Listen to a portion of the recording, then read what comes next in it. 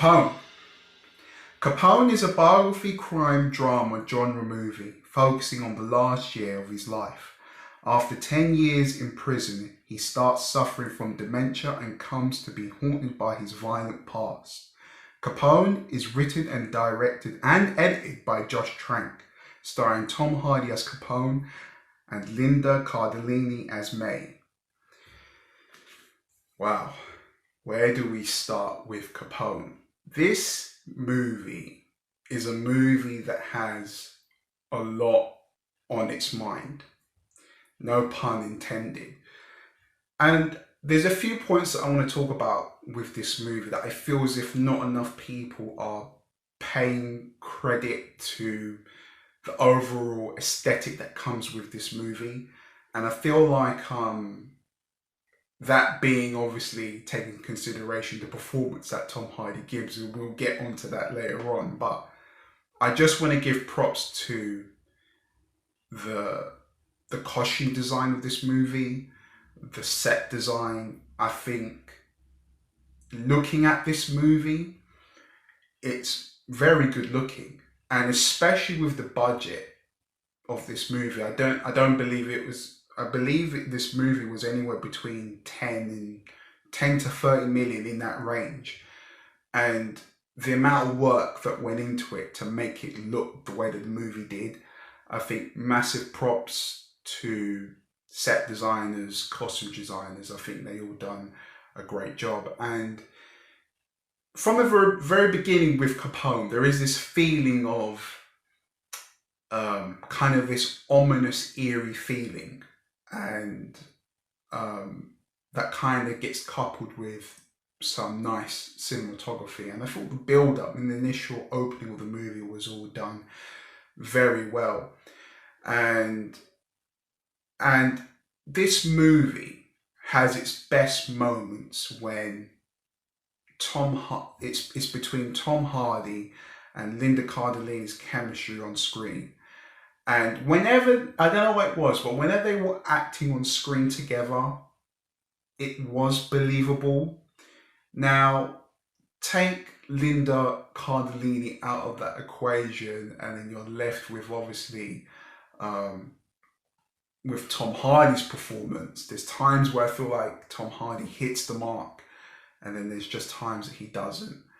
And we'll talk about the other times where he doesn't, but I want to just talk a little bit more about the things I really did enjoy about Capone. If there's too many people out there that are unnecessarily bashing this film, I understand, and we'll get to those points, but I really liked the abstract,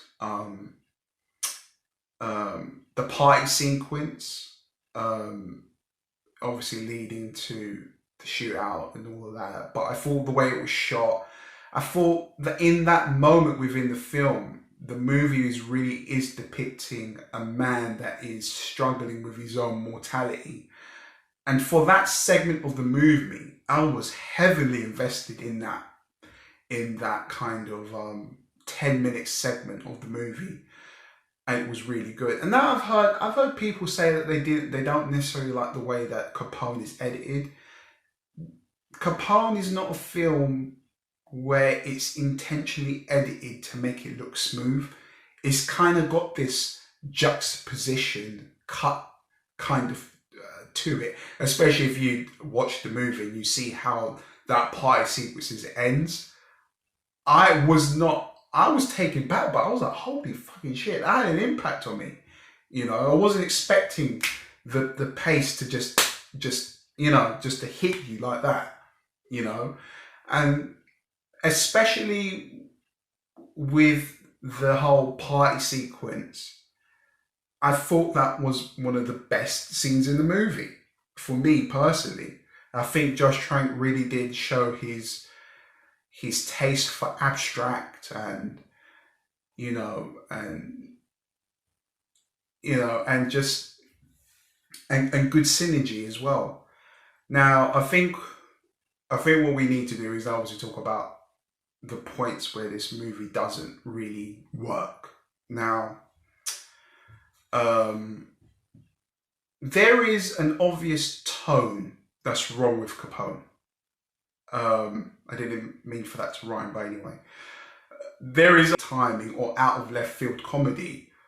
You know, why couldn't Josh Trank just think of a line like, this is what I think of your investigation, and he just lifts his leg up and then farts or discharges his excrement there. You know, him just going up and then doing it. There's no substance to it.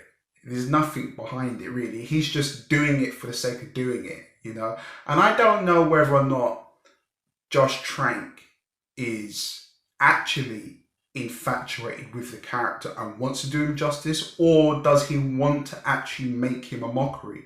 And that's where this movie has left so many people divided on what they are watching, you know.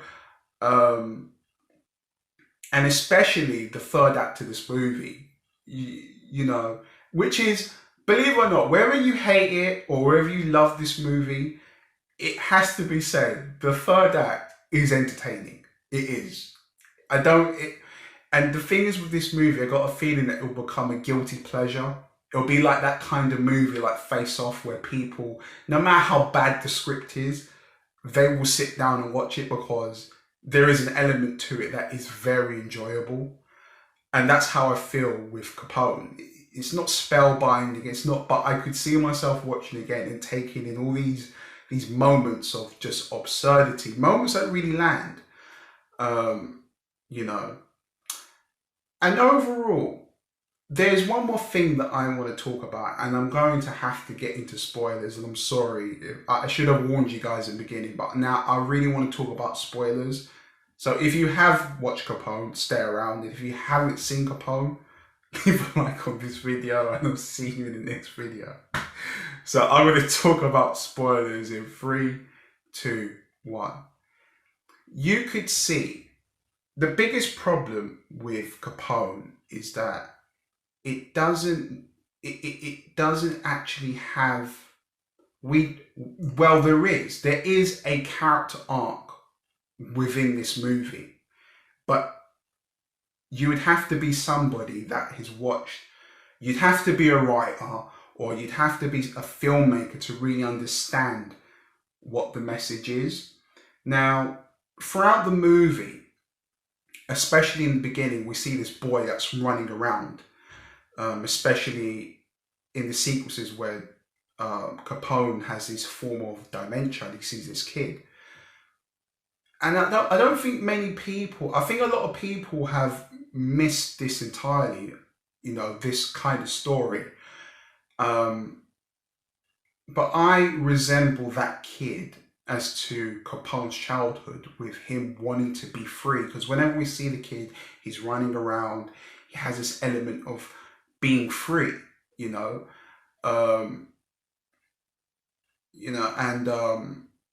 obviously we see the whole hidden exposition with the balloon, as well as to the balloon that we see in the pie scene, which when it's all dull and confident, when people are sadly been killed as a result of Capone's actions, where it's this dark grey balloon, and then we see the balloon that is on the other side when he was a kid. When he sees the balloon, it's this yellow balloon, and I see it as a position as, Capone, he never really had that upbringing to steer him in the right direction, and so on and so forth. But the biggest problem as well with that is that we obviously see the son throughout the movie, with the detective scenes, and there is still an element to, was that in his head? Did that actually happen? But we see at the end of the film, his son try to clutch his hand. And this is where it gripes me. It was a similar moment to Rambo Last Blood, with some just acting from Stallone that didn't hit the mark for me. But in that moment, I don't understand why Tom Hardy, or why did none of the filmmakers realize that this is the moment that he needs to actually grip his son's hand, and that would have that would have saved the movie a little bit for me, because it would have then shown me that, you know, he only wanted the best. He only wanted a great childhood, and he only now wants the best for his children. Now, which will now lead me to my other point, is I believe that there was people that were intruding on Capone's life, but at the same time, the reason why nothing came of it and nobody was to find this money was because obviously um, his blessing is his biggest curse when it comes down to his dementia. The fact that he can't remember where the money is what doesn't put his family in jeopardy, you know, with these gangsters or lawyers that are going to come and intervene on his life and try and find this $10 million. And that's the thing that saves his family in a weird way. Depending on how you look at it, that's how I look at it. I've not seen many people take that position or think of the movie in that light. But guys, I will say this. I will be giving Capone a 6.5 out of 10. It's an enjoyable movie. I think you should check it out. And yeah, guys, I will see you in the next review. Like, comment, subscribe. See you next one.